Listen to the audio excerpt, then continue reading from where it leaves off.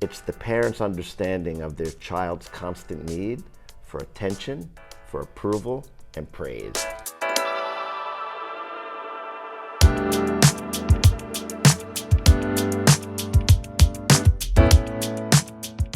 Tom, I am so happy to have you here this morning. Yeah, it's an honor to be here. Wow. So you've been in Japan, you said 39 years now? Coming up on it. Yeah, I came in the mid-1980s. Okay. Not through the military like me. And I worked with the military doing a lot of soccer stuff. Okay, but you didn't Yes, come here no, with the military. no, So you right, came here that's right, fresh off the that's boat right. as a civilian. Yeah. That's nice. Yeah. Tell me, where were you born? New York City, in the Bronx. I can kind of feel it too. You haven't gotten rid of it either.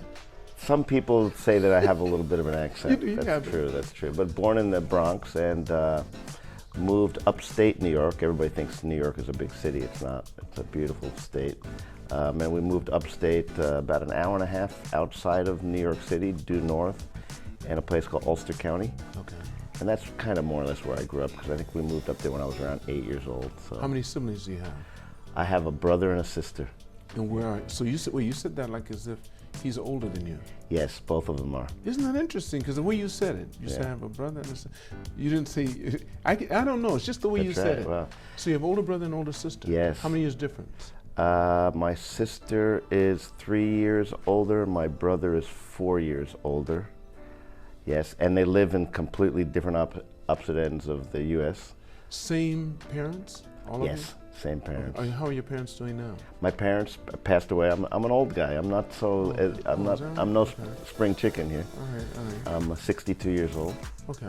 So my mom and dad passed away several years ago, and so my brother lives in Georgia, retired Air Force, and my sister lives in Sacramento, California. She's the all-star of the family because she's a very well-known photographer. She was awarded the Pulitzer Prize. What's her name? Renee Byer. Renee Byer. In 2007. Okay. In fact, she was invited to Japan to speak at one of the TED Talks Is that right? Okay. that Patrick Newell put on. And then also, I think she was invited by NHK or Mainichi newspaper. She goes around the world and she speaks about her work. Is she married, have kids? Or? Married, and that's another kind of funny coincidence. Her husband is a Japanese American that has nothing to do with her brother living in Japan for decades. And she hadn't lived here Never. Ever. They met over in the States, Okay. and he's also an accomplished photographer. Did she make you an uncle? Yeah, no, not yet. She is so married and dedicated to her career. She just decided That's her child. that's her baby's a child. career. She just to kind of plug her a little bit. She did a book called Living on $1 a Day. Renee Byer. Yeah, and she went around the world, 10 countries, 4 continents, and she shined a bright light on the plight of extreme poverty. And the foreword was written by the Dalai Lama. And then the second foreword was written by Robert F. Kennedy, who's running for president now. That's right. Yes. So, yeah, Oh, that's beautiful. it's pretty cool. So did you grow up close? I mean, were you guys Yeah, close?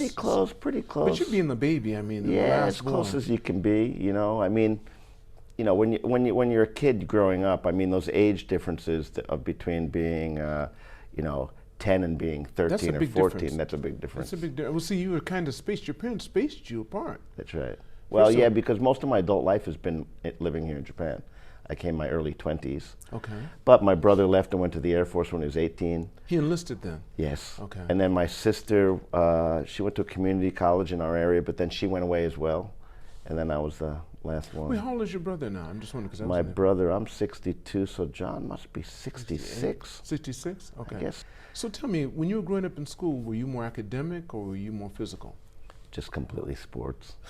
I'll Wait. I'll admit that I was not a good student. I shouldn't say that, but Okay. I wasn't a good student. Although I wound up getting a scholarship to play soccer. But that's after you get into high school. That's right. That's That's when right. you got But high I was school. never. I was just. I You don't had know no why. subject, but that I blame that on the teachers, not Yeah. on you. I kind of do too. Now that I'm grown The up and older I'm you get- I'm a teacher myself, whether it's soccer or life skills. But that is definitely hit or miss depending upon where you might live, depend upon the quality of the teaching you Isn't have. that the truth? And it's with sports as well. Right. And some people are very lucky to have good teachers, good coaches, good mentors. That know you, that and understand your and style. I have to. I have when I reflect on it now, and I don't really think about it too much, but when I do, I think that I could have. That's what I was missing. I didn't have a good teacher. Right. Because now I'm all about education. I understand it. We can get into it later on, but I'm actually conducting some research with some big universities right now around some of the work that I do with Harvard and Stanford. And so I wasn't an academic back then, but I understand the importance, obviously, of education. But yeah, it really, sometimes I sit down and I shake my head and think, what if could have been or should have been if I'd had a better teacher? And I remember this. I remember when I was in, I think it was around 3rd grade.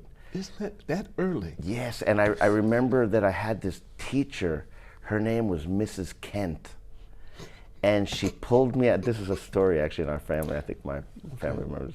And she pulled me out into the hall and she said to me some terrible thing to me. Like, you've got the brain the size of a pea. And I remember this out of all of my teachers. I don't remember any of the other teachers' names. I don't remember, but that probably stuck in my subconscious. It was traumatic. It was traumatic. It was and traumatic. at the time, I remember it was traumatic. And then there was another really kind of turning point in my life too. When we moved from New York City, and I went to a school called PS8 in the Bronx, we moved upstate New York. My mom, for some reason, decided that she wanted to hold me back in class. So I repeated 4th grade. And there was no reason for me other than later on in life when I talked to my sister that somehow my mom just thought I wasn't ready to go to. So when I put all of these together now, being older and doing what I do now, and I've studied a lot about psychology and things like that, I can't help but think the impact that must have had on me. First, I've got a teacher telling me that I'm not smart. Right. Then I've got a mom holding me back in my class. At a time when doing that was embarrassing. Yeah, yeah. And made you feel not confident about yourself. It's like a punishment. And I think that's why I excelled more into soccer too, because I found something that I loved. I found something that I could do well. I found something that could give me a different, kind of outlet. And then I had a very crazy upbringing too. My dad was in law enforcement. And my dad became the police chief in upstate New York where we lived. Okay. And when I was 12 years old, there was a traumatic shooting at our home where the criminals tried to kill my dad. And they shot out all the windows of our house. How old were you? I was 12. Oh. 12. And you were there, everybody was there, home. yes, I was in the house. So my brother and sister were there, my mom, it was like a Sunday afternoon, we were having a dinner midday, and then all of a sudden shots started firing and our windows started being shot at. My dad ran out into and this was a very rural area. I understand. The name of the road we lived on was Mountain Road. Okay. That's how rural. And my dad had this big shootout in the street. He ran out of bullets. My brother had to run him out bullets. Okay, come back. My sister. You mean they actually planted themselves there and were shooting at the house? Yeah, yeah. So these guys were serious. This was set up, yeah. And my sister was at the window with binoculars trying to see who's shooting. And later on she'll go on to win a Pulitzer Prize, as a photographer. So she had that innate kind of interest of like what's going on. And my mom, I was on the floor lying down. My mom was calling the police, the local police came, and they never caught the guys, but they put us into a hotel in New Jersey to hide out for a couple of days. And my dad went back to the house with the FBI because they had heard that these guys were going to come back for retribution again, and they didn't. And then our family wound up running away to Florida, and stayed down there for a year. And that's where I really got into soccer, which was the interesting thing. I could sit here and talk about this forever. But you got in. But also now you finally got. Did you get back into your same grade, the right grade?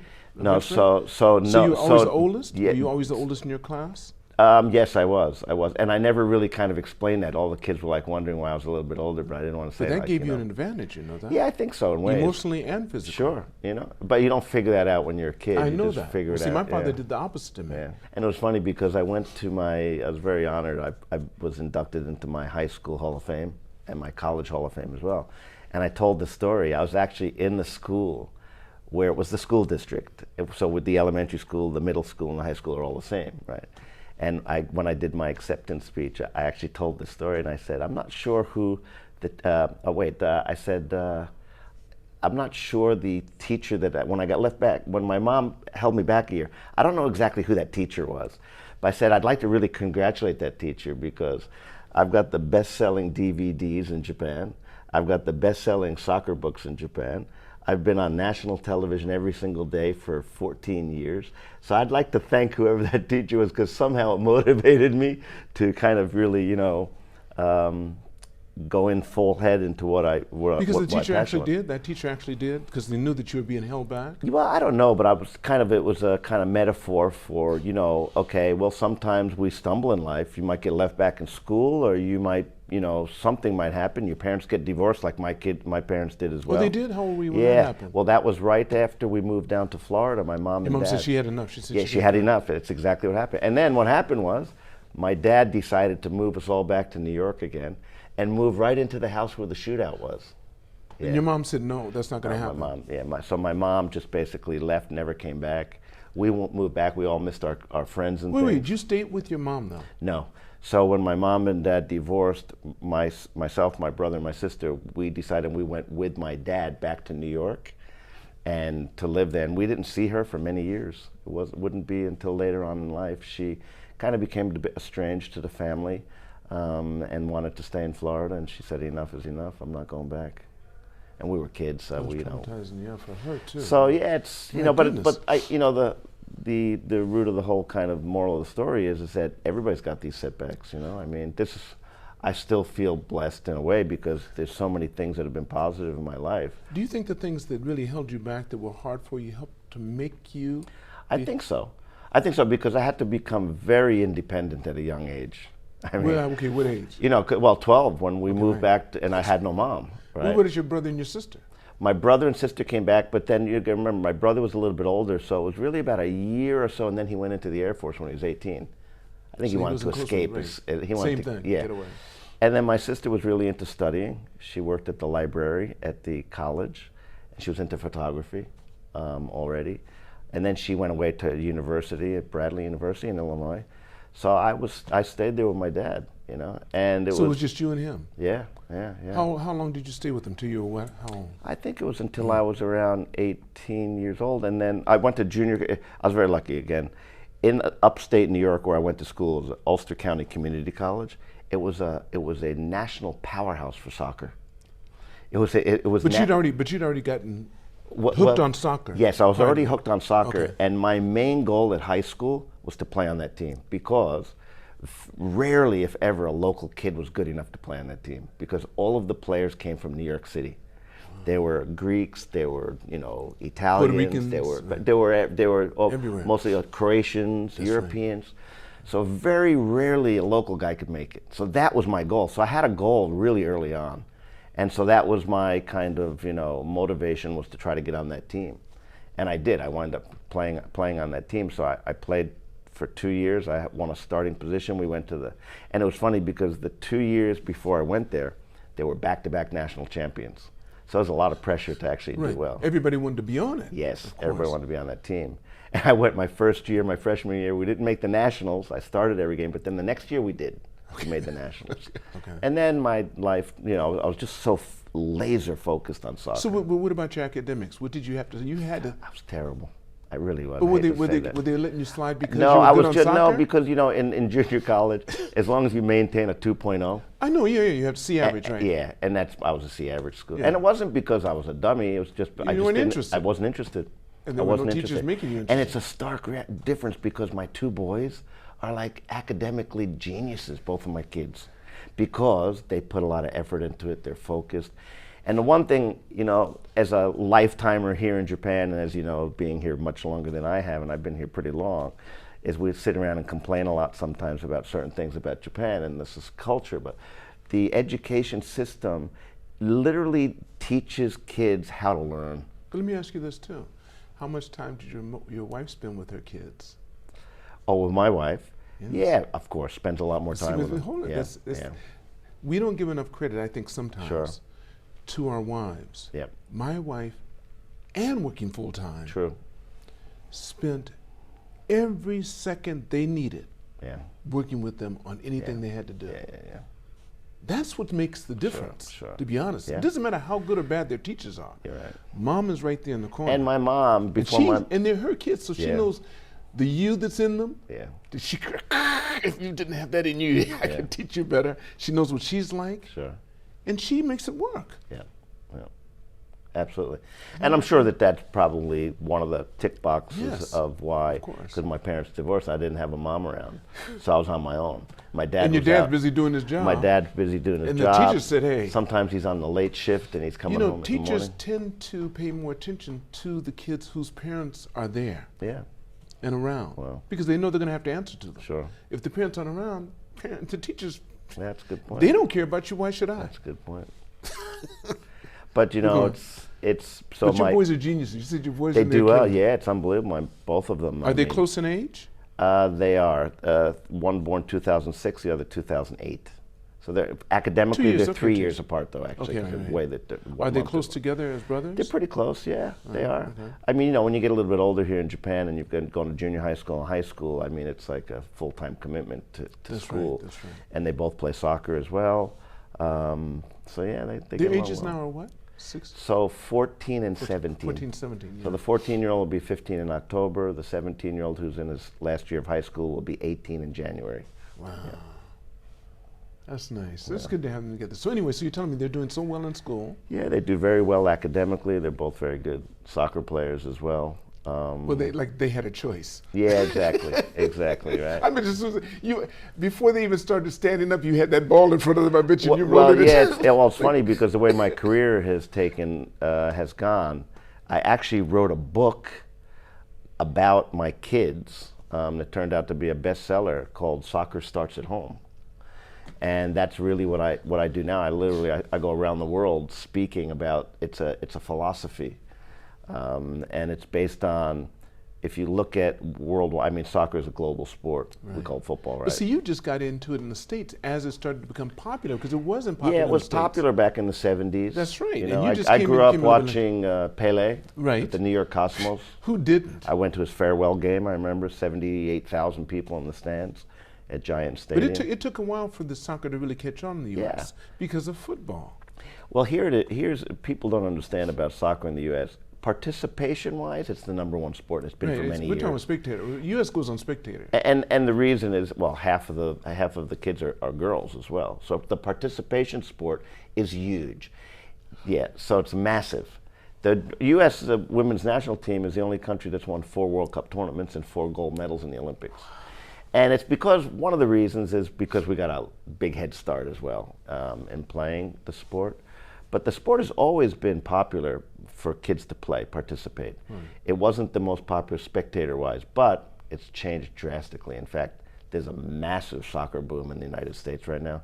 And the next World Cup is in the United States as well. I think one of the things that makes it really popular is that you don't have the same kind of injuries you have in these contact sports. Injuries, plus it's very... people don't come out not knowing their name after that's right, that's right. Seasons. Yeah, absolutely, absolutely. But yeah, it's come a long way since I was there, you know, almost nearly 40 years ago. But I'm connected to the U.S. soccer scene as well, so. So you made this your life? Yeah, it has been. Yeah, it's my career. So let's talk about that. When you came from to come over here first, you finished college. So yeah, how I got involved in soccer in Japan has to do with my junior college head coach, a guy by the name of George Visvari, who unfortunately passed away recently. Lived a long life. Hungarian, escaped the war. One of those stories that you could sit here and fill up hours talking about. And he knew the former head coach of the Japan national team, a guy named Hans Oft, who was the first ever foreigner to become the head coach of the Japan national team. Up until Hans became head coach, it had always been a Japanese coach. And George Visvari and Hans Oft were friends. And Hans Oft's assistant coach, Japanese fella, Takata Toyoharu-san, he went to the States and he got one of his coaching licenses, and my college coach was one of his instructors. And believe it or not, from that, I was introduced to Hitachi, which is in Chiba. It's in Kashiwa, Chiba. This was before the J League. This was in the mid-1980s. Who's Hitachi? Hitachi is, just industry. Oh, I know. Yeah, I thought you were talking about a person. Yeah, sorry. You're talking about so the company. the club. It was called Hitachi back then. All the teams. But Hitachi owned it. I mean, yes, it was they owned it, but Group. they also called it Hitachi FC. Okay, I got you. Just like it was Nissan, I understand FC, Nissan Yamaha, or Toyota or whatever. And they're all there still, but they're different names, and they're in the J League now. Wow. They're the same organization. Because they had a massive boom of soccer groups. They had so many. It was just. So I went to Hitachi, and they accepted me, and I was there for a couple of seasons. At the time, though, they didn't allow. That was your first time in Japan? Yes, that was my first time and my first introduction. What are you, 20? I was 24 years old, I guess. So had you finished college? No. Yeah, I was done. I was complete. I went to, again, it's a long story, because I wound up in England for a year too, but then I came back to the States. To play soccer? Yes. And then the whole U.S. soccer scene collapsed. The whole professional league went bankrupt and went under. So there was no team. So it was just, everybody was like gypsies trying to figure out. So I was very lucky, again, being introduced to Hitachi. And I went there. I was the first foreigner to ever step on their soccer field, ever, which was a big culture shock. And then, I stayed there. They didn't allow foreigners to play on the first team. So I could train with the first team, but I was registered with the second team, which was fine. And I was a mediocre player anyway. So I wound up there, but then I fell in love with Japan. And I wanted to stay here in Japan. And my really, really biggest break in Japan was after I finished playing and I hung up the boots, so to speak, I wanted to stay in Japan. I couldn't speak Japanese that well at the time, but I wanted to kind of, just kind of get into coaching. So I started volunteering on a lot of the U.S. military bases, at the international schools. Who was the first base? I would say it was Atsugi. I've been to every single one of them, Gotcha. all over, and I've done camps at all of them. Right. This was years ago. I'm talking the 1980s, right? And actually 1980, I finished 88 playing, and then 89. So I would go around to all these schools, I would cold call them, and I would just say, hey, I'm Tom Byer, former professional soccer player. I'd like to come and do like a soccer coaching session for your kids. And I wound up being invited to the Canadian Academy down in Kobe. Kobe, yes. I don't even know if it exists anymore. I think it does. This was my break. If this story that I tell you hadn't happened, we wouldn't be here today. Okay. So I go to the Canadian Academy. They paid just for my bullet train. And I went down, and I was doing this coaching session, started, 4 o'clock in the afternoon, whatever. I had about 20. This is 1990? This was 1988. 1988, I know exactly, okay. for sure, 100%. 88. And I was doing this this coaching session, and I had a group of young kids, let's say 30 kids, all different various ages, elementary school, junior high. I don't remember even the makeup of the school, but here's the destiny. I asked only one child, I asked one kid, hey, how long you been here? Oh, I've been here a year. Da, da, da. I said, what does your dad do? He goes, he works for Nestlé. I said, okay, and that was it. That was the only kid I really engaged in the conversation. And then I finish, I go back to Tokyo. At the time I was living with a roommate who was also a player, Japanese player though. And he was subscribed to, like a Yomiuri newspaper, one of the newspapers. So I pick up the newspaper one morning and I open up the newspaper, even though I can't read it, but I'm just looking at it. And I open it up and it's a full page advertisement for Nestlé, for the drink MILO. MILO, yes, that's their Coke. And they're having what's called the MILO International Boys Soccer Tournament in Japan here. And in America we don't have MILO, we have Nesquik, we have Nesquik and all that. Nesquik, right. So I looked at it, I said, wait a minute, I met some kid recently, Dad worked at Nestlé or something, because I was looking for a sponsor. Right. I was looking to stay in Japan, I had nothing. I had no way to even feed myself other than the money that I had, right? So I called to the school, to that coach, whoever it was, I don't even remember who it was, and I called and it kind of went like this, hey, listen, when I was down there, I met some kid, he said his dad works at Nestlé. Oh, that's the Yost family, he goes to me. So he goes and he gets the school directory, which is unheard of today, right? Goes through I can hear him going through the pages.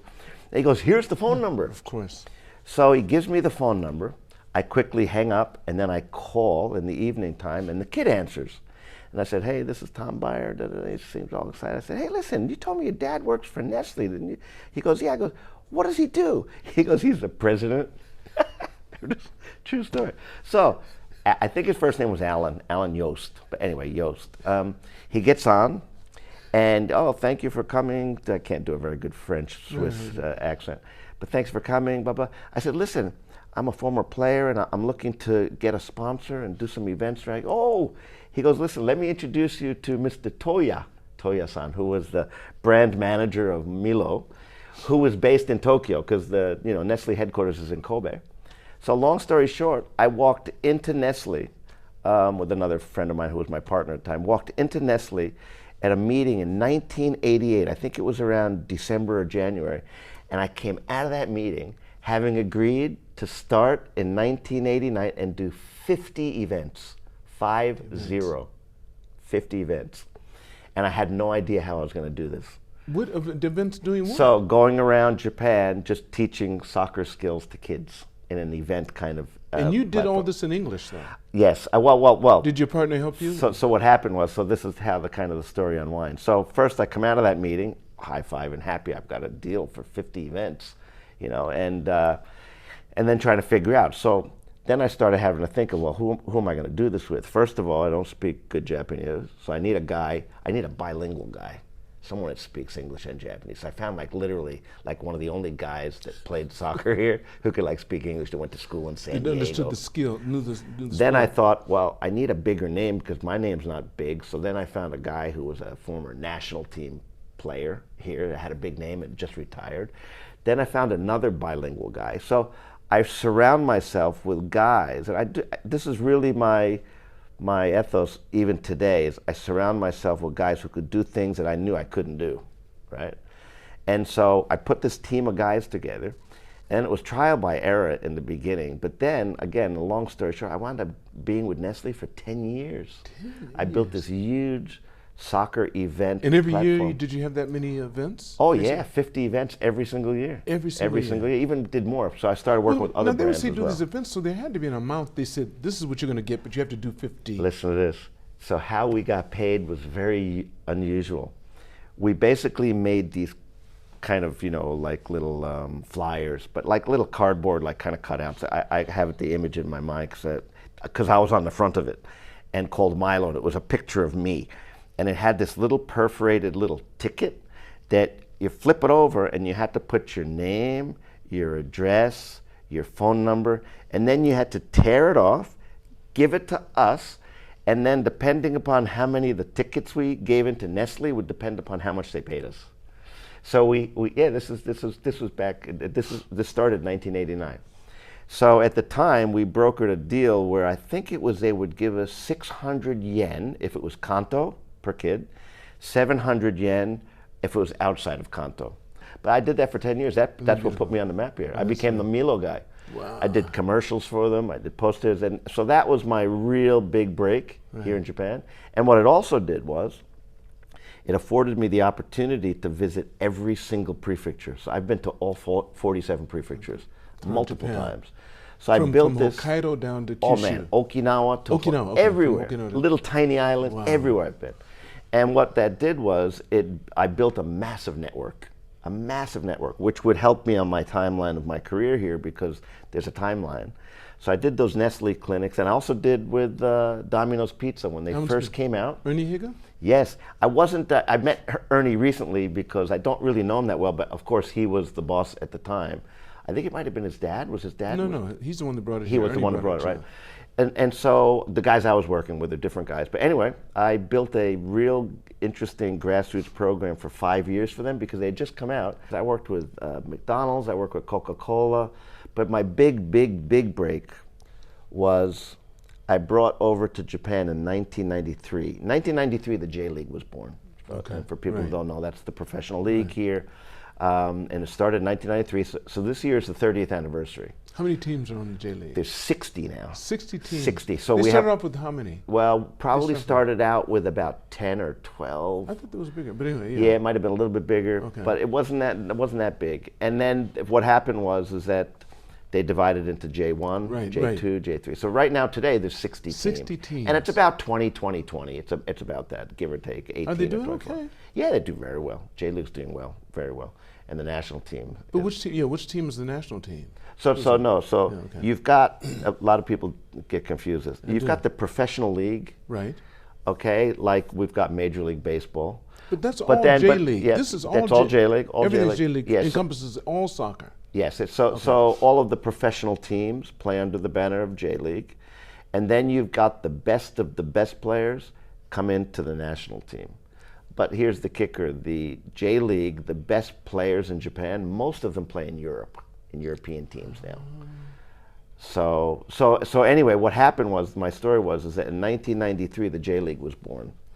And at the same time, the JFA, so you've got J-League, which is the professionals, JFA, which is the Japan Football Association, they govern all national teams. Okay, and they govern the game from A to B. But then the JFA put their hand in the air to become the 2002 World Cup's hosts. Remember, we had the World Cup here, and they had it jointly with Korea. Right. So 1993 is a pivotal year for Japanese soccer because the J-League was born. The JFA put their hand in the air for being the host, and I introduced a very important coaching program to Japan called Coerver Coaching. Okay. It's a program that was created by a Dutchman named Will Coerver. I found an investor here in Japan. He bought into my vision of creating these soccer schools all around Japan, and they focused primarily on teaching technical skills. Right. And again, long story short, this blossomed into perhaps one of the largest soccer school commercial businesses in the world, is here in Japan, even to this day.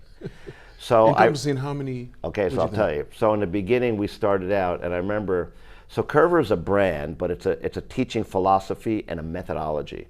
So I brought it to Japan with the idea of improving the technical skills of Japanese players, which we've absolutely done. But in the beginning, we started out kind of on the theme of like a juku. Okay. So make these schools where the kids would come Monday to Friday, but they played on their own teams. But when you play here in Japan, as you know too, there's no on-off season in Japan. You just play all year round. So on a typical soccer team, starting from 6 to 12, you'll join a team and you will practice Tuesdays, Thursdays, Monday, Wednesday, Friday, there's nothing, you're off. So usually 2 times a week and on the weekends. So I saw an opportunity there because kids wanted to play more. So we started a couple of these schools and they became popular. And then again, the long story, very short, because it's been 30 years. I ran it for 15 years. I became the face of the brand. And then I spun out of it because I wanted to do some other things. But now today, fast forward, and we've got over 150 of these schools all over Japan. How many kids? Over 20,000 kids annually come through it. We see now the fruits of our labor from that vision that I had 30 years ago, because we've got 4 big stars on the national team right now that come from our schools. Wow. Came from our schools, yeah. That's beautiful. And a lot of the girls too on the national team too. Wow. So it's impacted there, so that's one thing. But then the biggest break that I had here in Japan was in 1998 when I got casted on Japan's #1 television show for children called Oha-suta, which a mutual friend, I think we know, Raymond Johnson, who was... Remy Johnson, right? And so that show was born out of the Pokemon craze. In 1997, in October, it started from Pokemon. Then, if you remember, in 1997, Japan qualified for its first ever World Cup tournament in France, 1998. So the country was going bananas, because the J-League had started, the JFA wanted the World Cup in 2002 after the French, which they got. Right. So soccer was at its pinnacle in 1998. And now here I get casted on this TV show, which literally puts me on steroids now. To do what? To basically present every morning a 1-point technical lesson named after me, Tom-san's soccer techniques. And you get up there with the ball and you show them? Yeah, that's what I do. It was a corner that would go 1 to 2 minutes per day, but it went every day. And it went Monday through Friday. And when I started, I was also under contract with Adidas at the time as their soccer ambassador. I was on TV. Also coming with the TV show was a comic book called Koro-koro comic, which is the number 1. That you in? Yeah, so I had 2 pages there every. So here I am. I had already done Nestlé clinics for over a decade, so I had a big network. But I wasn't as famous because I wasn't on TV then. Right, So, right. but I was, pretty popular because I'm going there and doing these events. But now I'm going around and I'm using my network to invite me back. But now I'm on TV. I'm in the number one. So you're being recognized every time you walk around everywhere. the street. Oh Right? yeah, I mean those were the crazy days. So how long did that last? 14 years. I was on the 14 show years. for 14 years. But even today, people still Yeah, recognize for you. sure. You walk around and Yeah, they see especially you. if I go to soccer games, of course. Right, they know right But it's away. funny, Lance, because my name is much, much more famous than my faces. Okay. Because every morning, that TV show for 14 years, it never changed. It was Oha-Tumbaya this.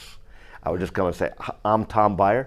So I'll go around and people, when I start talking, some people will recognize me right off the I bat. understand. But most of them will when they hear the name. And they, Tom oh my Byer. God, yeah. Then they know who you are. Yeah, they do. Because it just went forever. It was like, But you said you're still doing it, but what are you doing now? I put out a set of DVDs back in the day as well that exploded as well.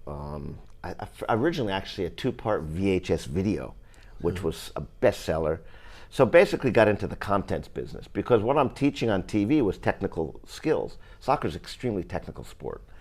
So we basically wanted to make the baseline and make sure that Japanese players had a very strong foundation of technical skills, which they do today. But a lot of people don't understand it. So looking back at everything that I did in the past, and then fast forwarding, when my own, so there's so many different timelines in my life, and I have a whole presentation. I go around the world and I show. And so another big timeline is when my own kids were born. Right.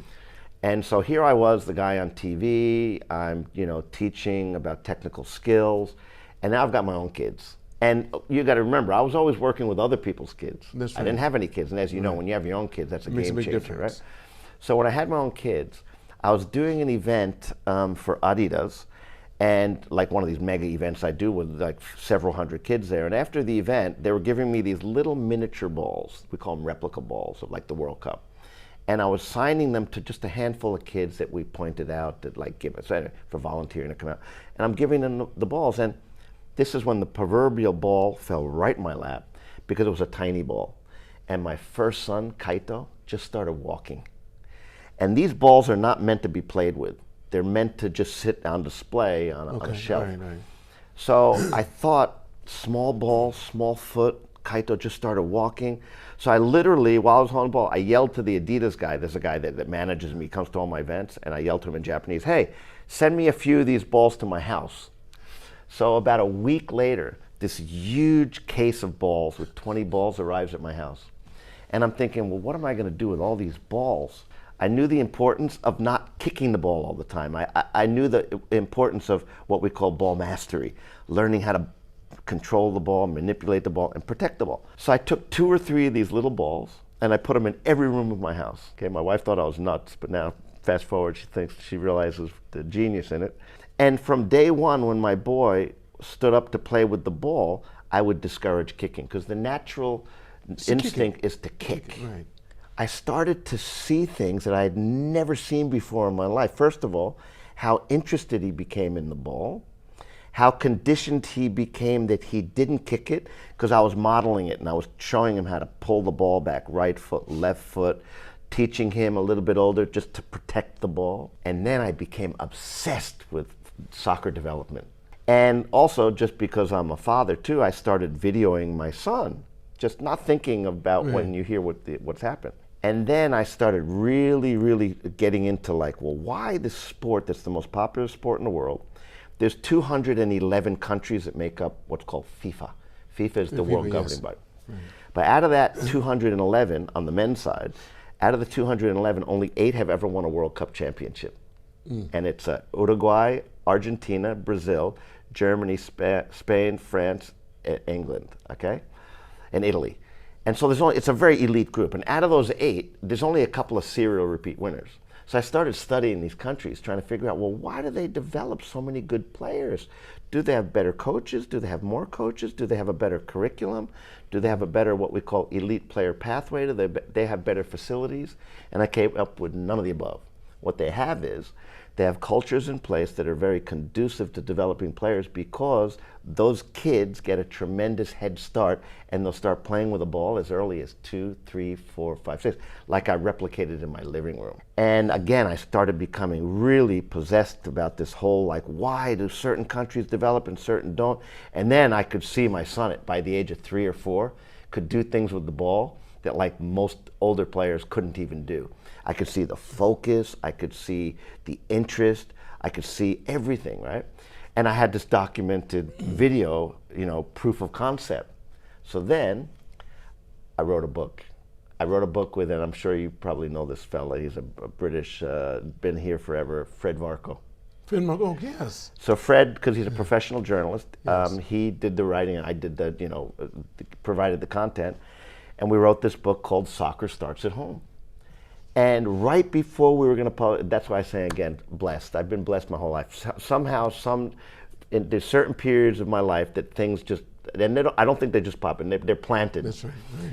And so in 2015, right when we got done with the manuscript, I got contacted by this fella on Facebook, actually, a fella by the name of Dr. John Ratey, who is a world-renowned neuropsychiatrist from Harvard Medical School, who has written a dozen bestsellers. His best-selling book is called Spark.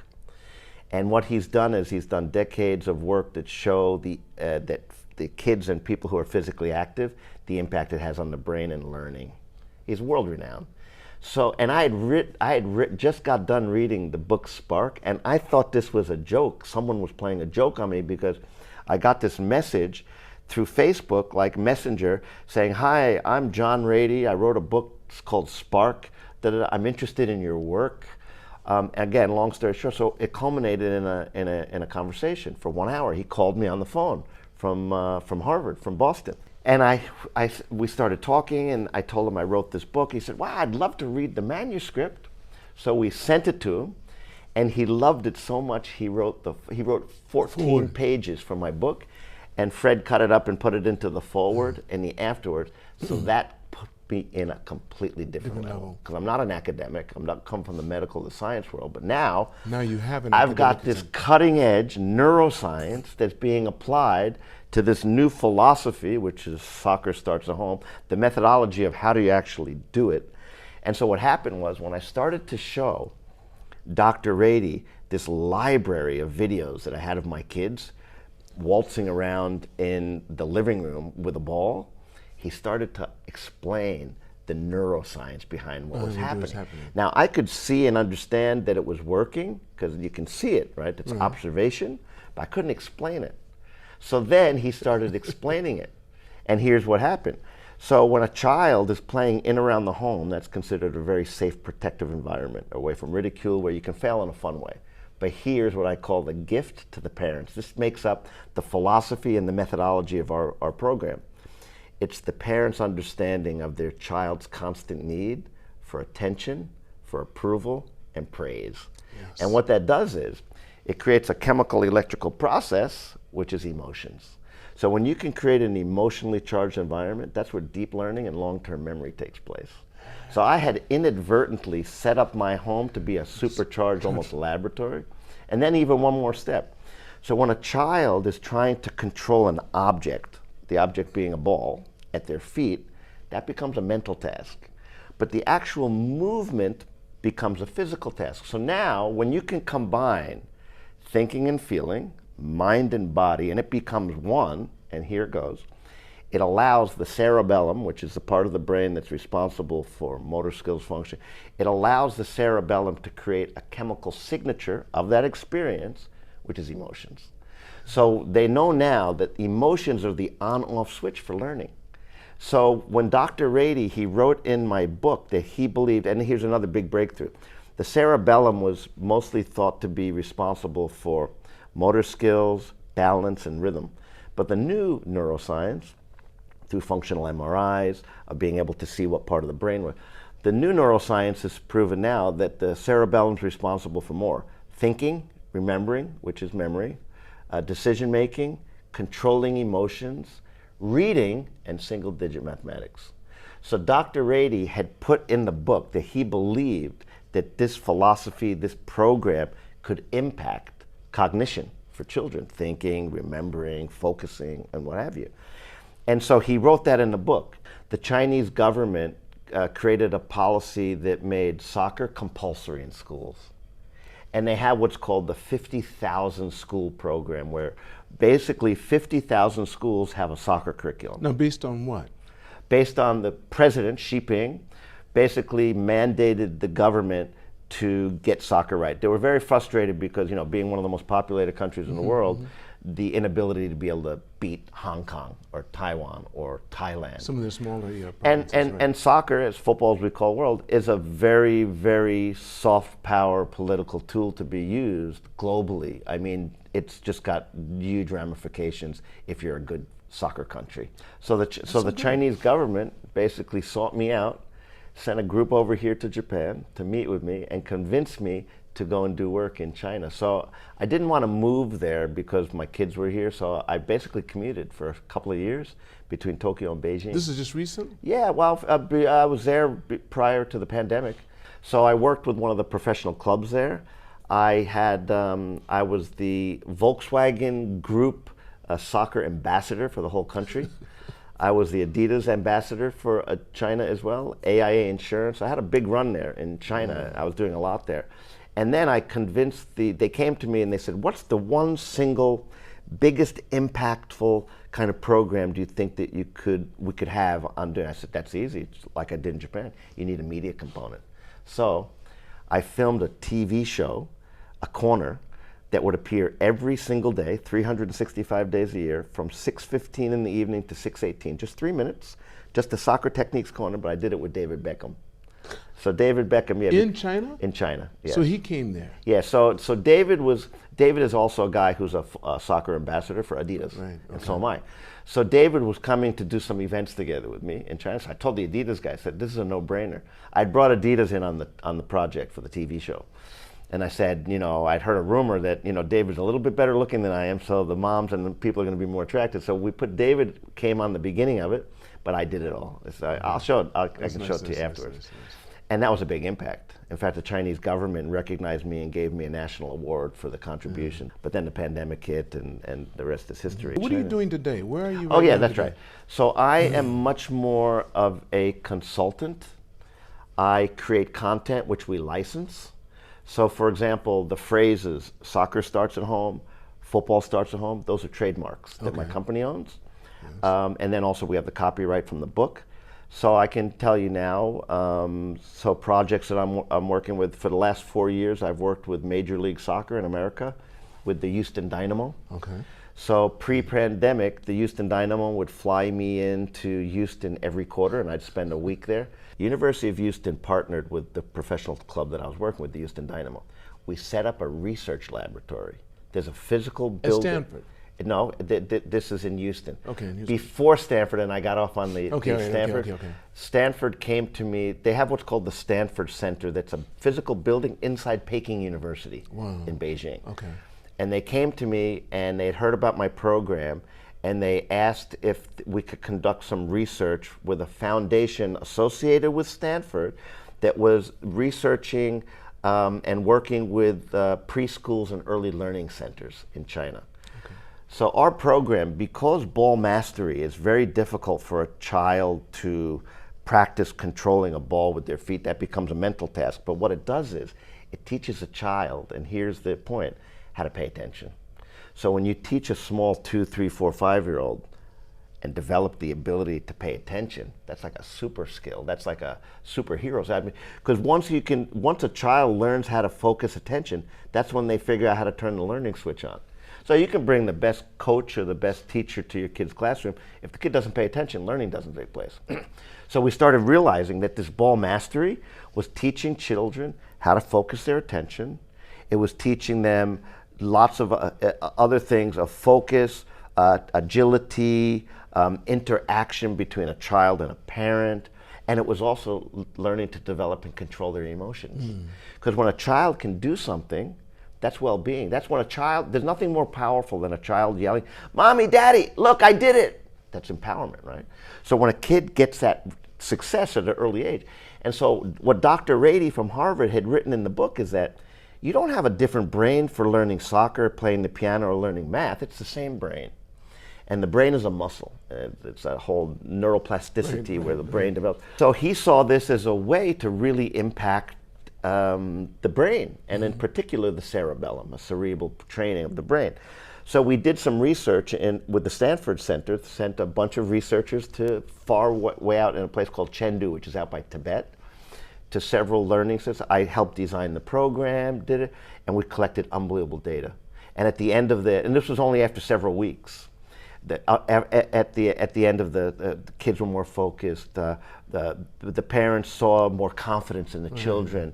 They enjoyed playing with the ball. It was just a lot of things. So then, the University of Houston set up this research laboratory. So literally, you walk into the University of Houston. There's a door, and it says Houston Dynamo / Soccer Starts at Home Research Laboratory. That's all we do. They use your whole title. Yes, for 2 years they've been doing this, and here it is. We partnered in Houston. There's a charter school program there called KIPP. Why they're important is because they focus on underserved communities. Most 80, 70, 90% are from low-income families, Hispanic, Black African-American families. So they became our partners. We conducted this research. And so when you do research, you have what's called the treatment group and you have the control group. The treatment group get our program. So we designed a Soccer Starts at Home program, ball mastery. They did it at home. We trained and educated and inspired the parents. We did the same thing with the schools, and there was a feedback loop. What they did at home, they did at school. What they did at school, did at home. And then there was a group that didn't do anything. But we had a measurement of their IQ, and we put them through all kinds of cognitive skills. Okay, at the end of the test, okay, we improved the kids who were in our program. We improved their test scores in mathematics and in English, so literacy and numeracy. Boom. We also decreased the sedentary activity. So the kids who were in our program, because we hooked them up to wearables, we could see how active they were. They were off the charts to the other kids. So think of those implications. That's right. You're using a sport, we use soccer as the vehicle on a ball, to actually impact cognition, cognitive skills, social skills, the interaction, okay, emotional skills, and physical skills. And then when you said you get the parents involved too, I can see where this is such a good program, being able to have all those combined together, because even the parents benefit, seeing their kids benefiting from it, then they can get themselves involved and start doing the same thing. It ticks off every box. It does. I like to ask the question before I end the podcast. Sure. If you could go back in time and meet the young Tom Byer and give him advice, how old would he be and what advice would you give him? That's a very good question. I would say it would probably be my teen years, because when you become a teenager, you start trying to figure out, okay, well, where's my place in this world? And it would probably go back and give myself some advice, which would be, and I heard this and I never forgot it, and I heard it again recently. Perhaps 3 of the most powerful words in life are, life goes on, regardless of what happens to you, right? Whether you fail, whether you're sick, whether someone passes away, whether you get fired, whether whatever, life goes on, man. So you gotta keep pushing. And so I would go back to my younger self and try to convince that person to live much more in the present. Because we are living in the past and we're trying to get to the future, and we only got this moment right now. I'm sitting here with Lansley, and this is it right now. I don't know what's gonna happen after this. Tom, with that, I wanna thank you so much, buddy. We're gonna do this again. There's no doubt about it, because I know you have, so you're holding on to so much, you're bursting the seams. 100%. But I wanna thank all of you for watching this podcast. Make sure you press like and subscribe, and never forget, it's all unknown, so continue to reach for the stars. Because you're too blessed to be stressed.